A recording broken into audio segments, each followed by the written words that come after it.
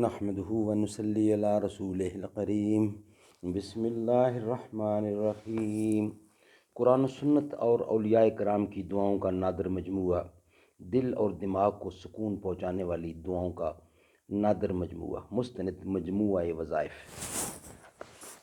Subject ہے دعا کی قبولیت کے لیے ایک اہم شرط۔ دعا کی قبولیت کے لیے ایک اہم شرط امر بالمعروف و نہی عن المنکر۔ حضرت عائشہ رضی اللہ تعالی عنہا فرماتی ہیں کہ نبی کریم صلی اللہ علیہ وسلم ایک مرتبہ گھر تشریف لائے تو میں نے چہرہ انور پر ایک خاص اثر دیکھ کر محسوس کیا کہ کوئی اہم بات پیش آئی ہے۔ حضور صلی اللہ علیہ وسلم نے کسی سے کچھ بات چیت نہیں فرمائی اور وضو فرما کر مسجد میں تشریف لے گئے۔ میں حجرہ کی دیوار سے لگ کر سننے کھڑی ہو گئی کہ کیا ارشاد فرماتے ہیں۔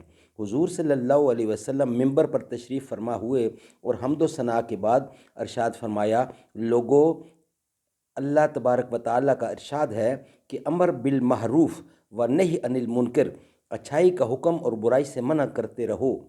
مبادہ وہ وقت آ جائے کہ تم دعا مانگو اور قبول نہ ہو، تم سوال کرو اور سوال پورا نہ کیا جائے، تم اپنے دشمنوں کے خلاف مجھ سے مدد چاہو اور میں تمہاری مدد نہ کروں۔ یہ کلمات طیبات حضور صلی اللہ علیہ وسلم نے ارشاد فرمائے اور ممبر سے نیچے تشریف لے آئے۔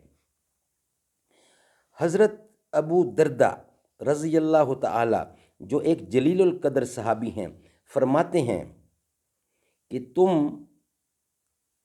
امر بالمعروف و نہی عن المنکر کرتے رہو، ورنہ اللہ تبارک و تعالیٰ تم پر ایسے ظالم بادشاہ کو مسلط کر دے گا جو تمہارے بڑوں کی تعظیم نہ کرے، تمہارے چھوٹوں پر رحم نہ کرے۔